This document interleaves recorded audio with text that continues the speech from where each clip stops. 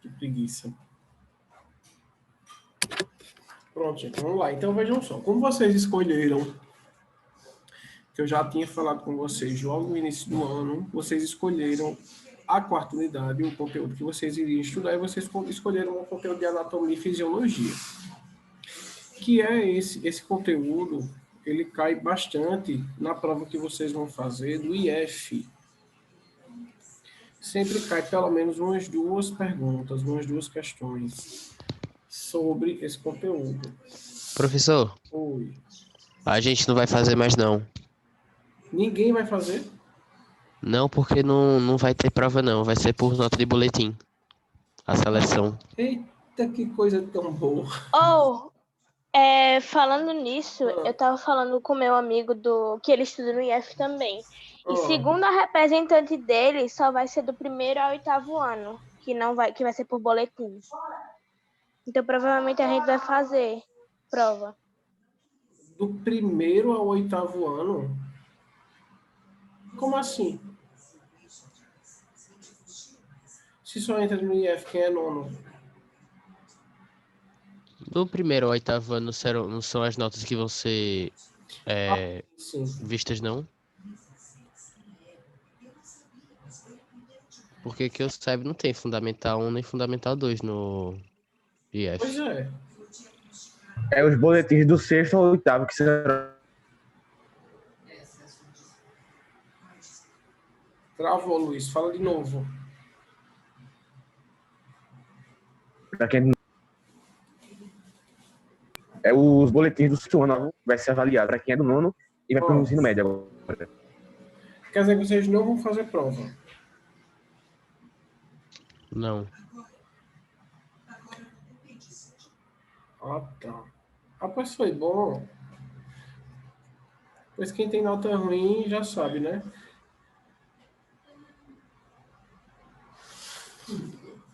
Então vamos lá. Vamos lá, gente. Então, começando o estudo da anatomia. Vocês sabem o que é que significa dizer? O que é que significa anatomia? E qual seria, por exemplo, a diferença entre anatomia e fisiologia?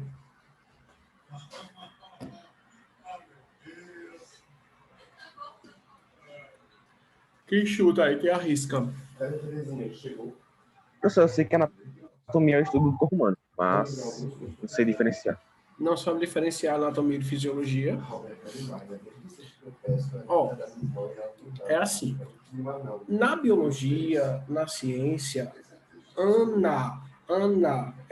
esse prefixo, vamos dizer assim, ele significa divisão, separação, certo? Então, quando a gente vai estudar anatomia, a gente estuda os cortes de algumas estruturas do corpo em diferentes dimensões, tá certo?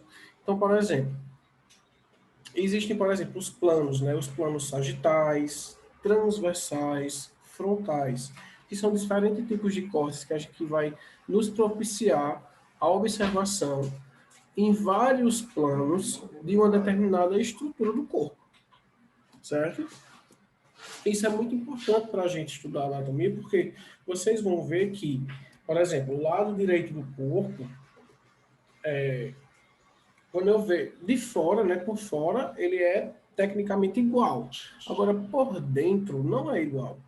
Né? Por exemplo, no abdômen. O abdômen a gente divide ele em quadrantes. Quadrantes superiores e quadrantes inferiores. O lado direito do abdômen, por dentro, ele é totalmente diferente do lado esquerdo.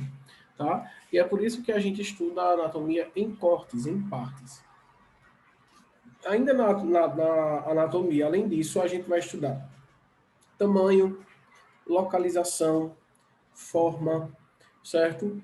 De um determinado órgão, de uma determinada estrutura. E o que diferencia a anatomia da fisiologia é que a fisiologia ela vai se preocupar em estudar a função, certo? A funcionalidade daquele órgão, daquela estrutura para o corpo, tá bom? Então, a anatomia estuda, vamos dizer assim, a parte física, tá? A parte morfológica, e a fisiologia ela vai estudar a parte funcional.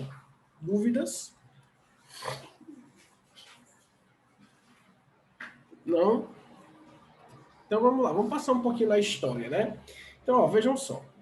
Há 500 anos antes de Cristo, né, lá na antiguidade, a anatomia ela já era estudada a partir da dissecação de animais, tá? E só depois de 200 anos à frente foi que essas dissecações elas começaram a ser em humanos. Porém, essas dissecações elas eram proibidas por motivos éticos e religiosos. Só que a gente sabe, né, que hoje em dia, por exemplo, a gente só sabe que uma estrutura ela funciona de uma determinada forma ou se ela está localizada em um determinado local do nosso corpo devido ao estudo com cadáveres e às vezes, muitas vezes, existiam-se estudos com pessoas que estavam vivas, mas eram condenadas, vamos dizer assim. Porque, não sei se vocês já sabem, existem métodos cirúrgicos, métodos de cirurgias que tem que se fazer com a pessoa acordada, né? Existem cirurgias neurológicas que se fazem com a pessoa acordada, tá certo? Então, determinados pontos da fisiologia, ela tinha que ser estudado com indivíduos vivos e não mortos, como é a maioria dos casos, tá certo? Só que, como eu falei a vocês, tudo isso era proibido, né, na antiguidade até a Idade Média devido às questões éticas e religiosas da época.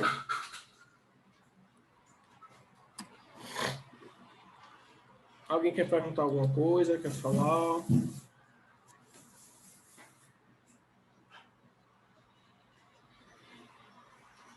Aí vejam, a dissecação em animais, ela era muito utilizada para se estudar a anatomia humana, tá certo? Só que ela não era tão precisa, até porque era uma dissecação animal, tá? E a gente sabe que, por mais que os animais, eles, por exemplo, um mamífero, ele tem todos os seus órgãos homólogos com relação a, por exemplo, um cachorro e um ser humano, ele tem todos os órgãos homólogos, mas as estruturas são diferentes. Por mais que elas desenvolvam a mesma função, ela é diferente em relação à localização, tamanho e entre outras coisas, tá?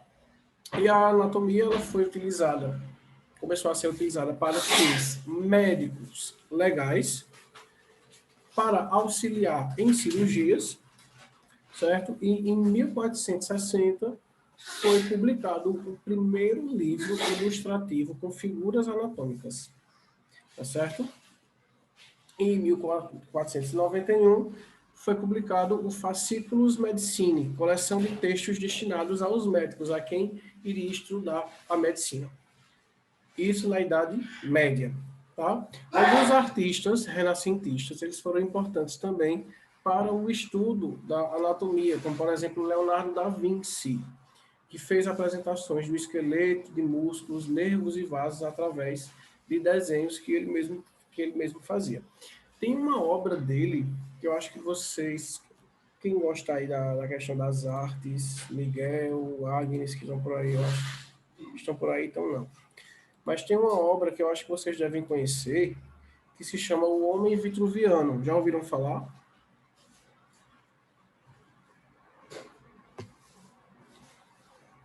Professor, eu posso estar falando besteira, mas é tipo um cara que tá em pé, aí com os braços abertos e vários outros braços assim ao redor Sim. dele. É sim. Eu já vi, já. Só que aí, na verdade, deixa eu ver se tem aqui a imagem dele. Tem não. Na verdade, não é que ele tem vários braços, certo? É que Da Vinci desenhou uma estrutura, ele desenhou o homem em vários ângulos, eixos e planos, tá certo? Na verdade, em todos os seus ângulos, eixos e planos. Aí dá a entender que ele tem vários braços e várias pernas, mas não é, tá? Então, aquilo ali, Da Vinci ele foi importantíssimo para o estudo da anatomia.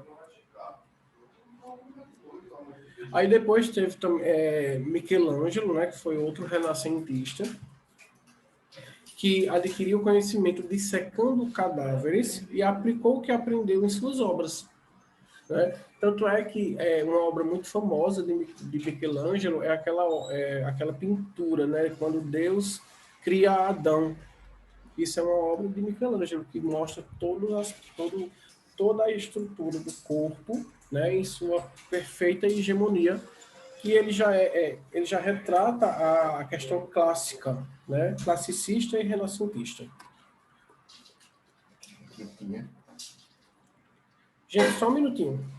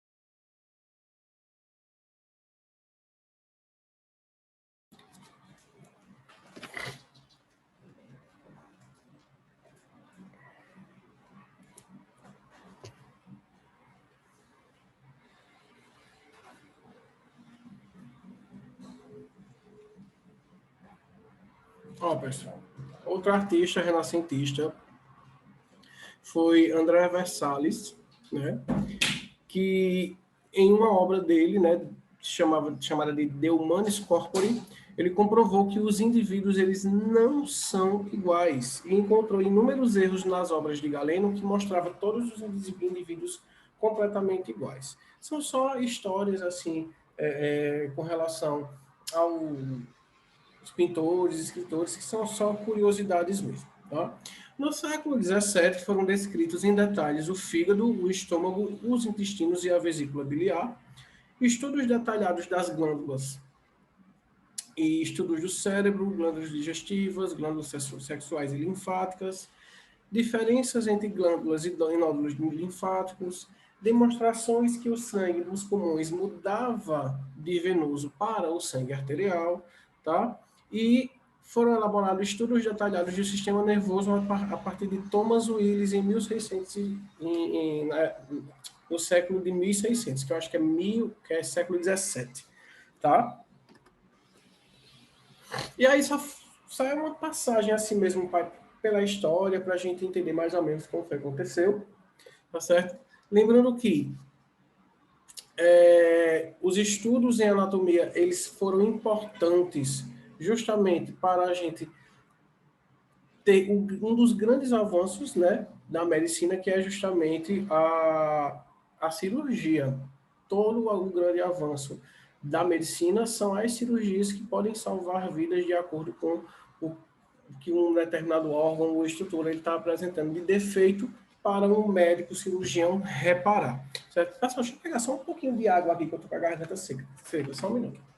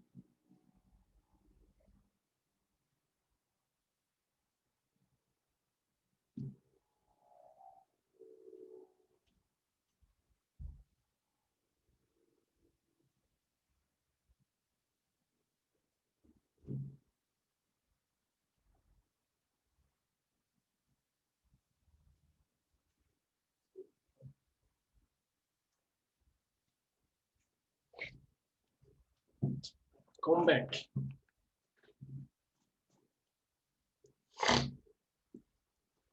Então, vamos lá. Voltando aqui aos conceitos gerais, né?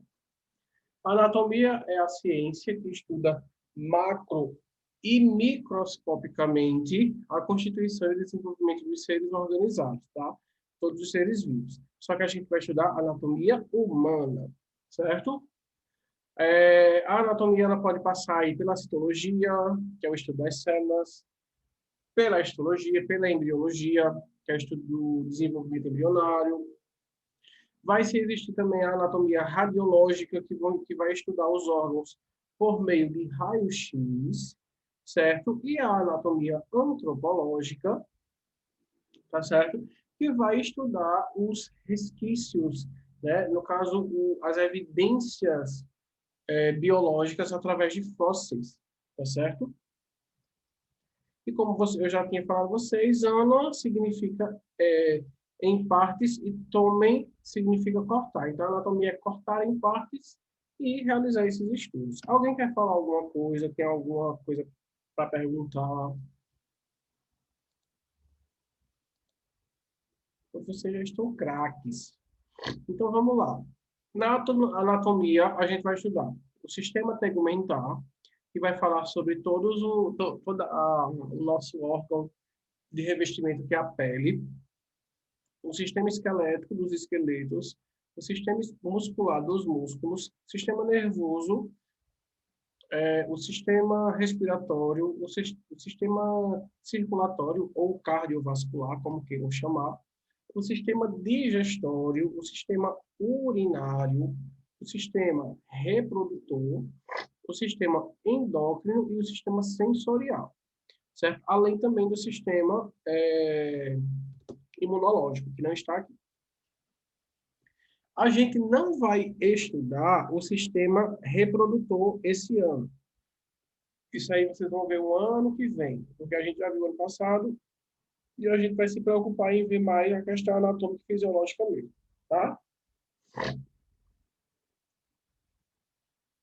Aí, veja, alguns sistemas, eles juntos, eles podem formar, eles podem ser agrupados formando um único sistema. Por exemplo, o sistema locomotor, que é a junção do sistema esquelético e sistema muscular. E existe também, pessoal, que vocês vão ver, o sistema articular, que é o sistema de articulações, que auxilia aí no sistema esquelético e muscular para promover a locomoção. O sistema, por exemplo, urogenital, que é a junção do sistema urinário e o sistema reprodutor. O sistema cardiorrespiratório, ou sistema cardiotorácico, certo? Que é o que vai estudar o sistema circulatório e respiratório. Acho que é alergia.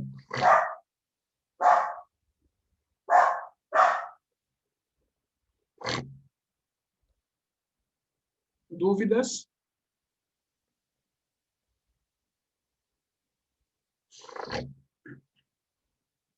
Vamos lá.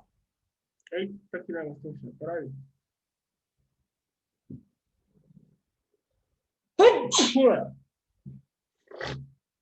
Uma vez que a anatomia utiliza como material de estudo o corpo humano, torna-se necessário fazer alguns comentários.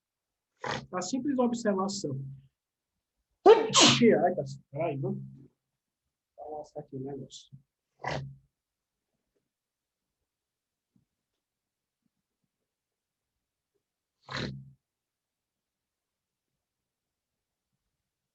Bom, a simples observação de um grupamento humano evidencia de imediato diferenças morfológicas entre elementos que compõem o grupo.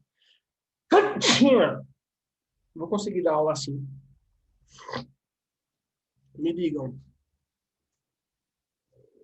Professor aqui em casa também tá me dando umas crises dessas. Do nada eu começo a respirar não, a espirrar.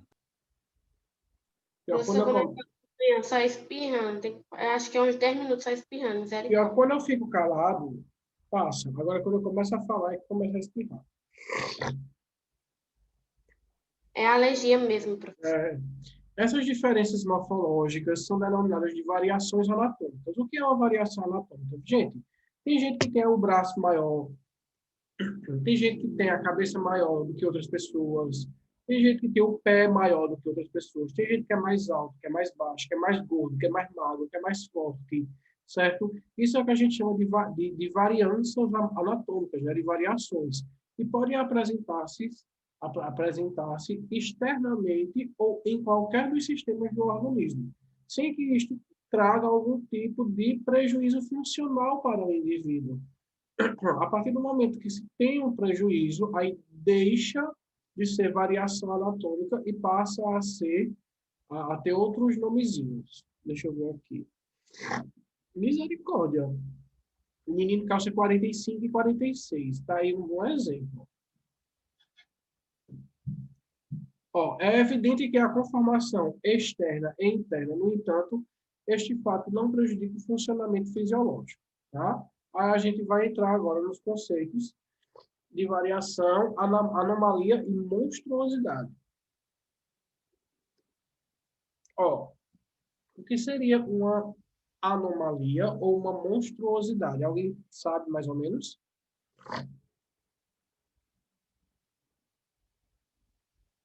Ninguém sabe, né? Vamos lá. Vejam só. Na variação anatômica não existe esse prejuízo, não há nenhum tipo de prejuízo. Por exemplo, Luiz calça 46, eu calço 42. Existe algum prejuízo por Luiz calçar 46? Não. Existe algum prejuízo por eu calçar menos que Luiz? Não, não existe. Certo? Entretanto, podem ocorrer alguns tipos de variações morfológicas que determinam perturbação funcional. Exemplo, o indivíduo pode nascer com um dedo a menos na mão. Se alguém nascer, por exemplo, sem o polegar, isso pode causar algum tipo de prejuízo funcional? Funcional, sim, eu acho. Por quê? Porque uma pessoa que não Exato. nasce com o polegar, ela não consegue agarrar os objetos de uma maneira mais precisa, não é? Exato. Isso seria o quê? Isso seria uma anomalia. Tá? Vejam, quando o desvio do padrão anatômico perturba a função, diz-se que se trata de uma anomalia e não uma variação anatômica. O fato de um pé ser maior do que o outro, certo? Isso é uma variação anatômica. Não prejudica em nada. Agora, se você nasce com um dedo a menos, por exemplo, isso é o quê? Isso é uma anomalia. Tá certo? Porque está prejudicando a função. Se você nasce, por exemplo, sem o céu da boca ou sem a língua, você não consegue falar. Então, eu tenho uma anomalia. Se você nasce, por exemplo, com os dentes tortos, é uma variação ou uma anomalia?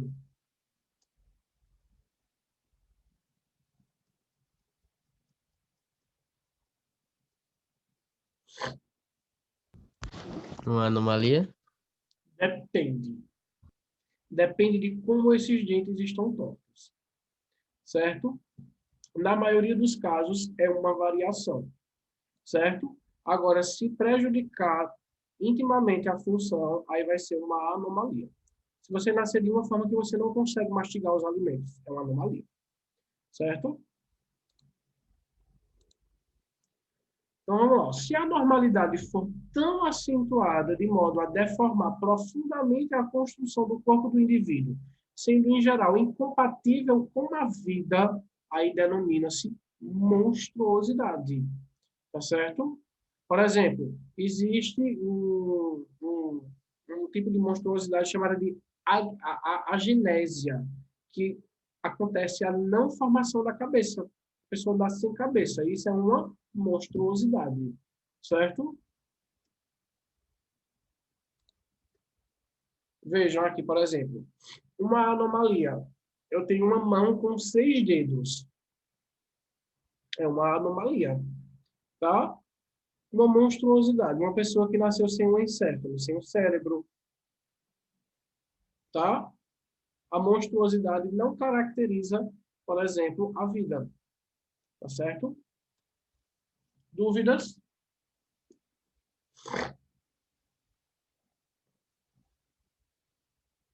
Vamos lá. As variações anatômicas ditas individuais devem se acrescentar àquelas decorrentes da idade, sexo, raça, do tipo constitucional e da evolução. Tá certo? Então, por exemplo, nome do período humano. Fase intrauterina, ovo, 15 primeiros dias, embrião, até o fim do segundo mês, e feto até o 9º mês. Isso aqui são conceitos, certo, de variações embriológicas. Deixa eu fechar isso aqui. Espera aí.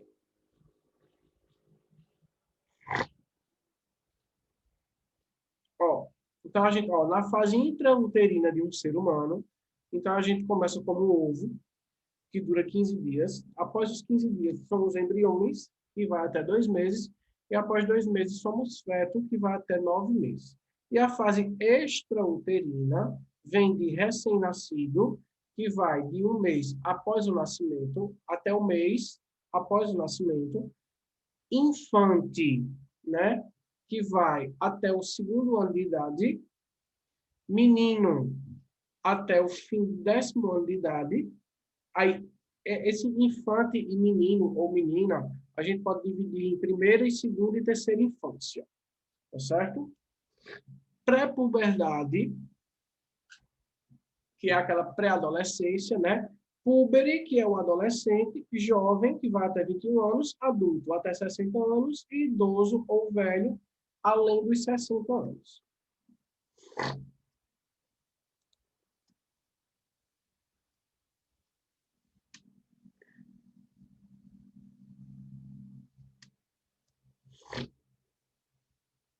Como toda ciência, a anatomia tem suas linguagens próprias.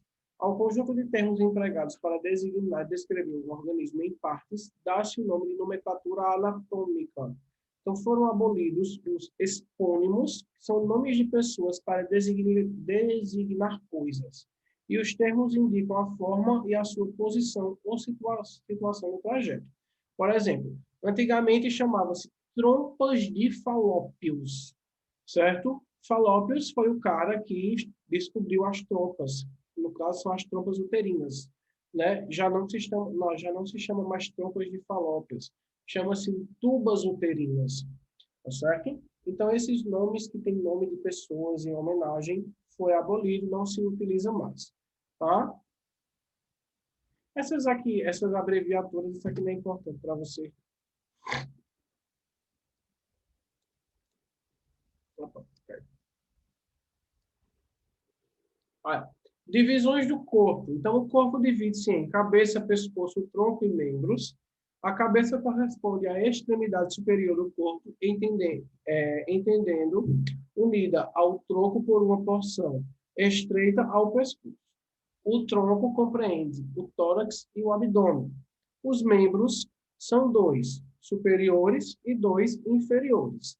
Cada membro apresenta uma raiz pela qual está ligada ao tronco e uma parte livre, certo? Que é, no caso, a raiz seria, no caso, a articulação, né? Que a gente chama aqui de cintura escapular e abaixo a gente chama de cintura pélvica. Na transição entre o braço e o antebraço, há o cotovelo, entre o antebraço e a mão, o punho, entre a coxa e a perna, o joelho, e entre a perna e o pé, o tornozelo. E é isso que vai fazer com que a gente consiga se movimentar. Aqui só está um esquemazinho mostrando tudo aquilo que eu falei. E aqui a gente entra agora para estudar as posições anatômicas. Que a gente só vai ver isso agora na quarta-feira, ok? Ok. Então, tchauzinho para vocês e até mais. Até mais tarde. Gente, até mais tarde eu vou dar a primeira aula, aí a segunda vai ser uma atividade, porque eu vou viajar 2 horas. Viu? Ok. Tchau.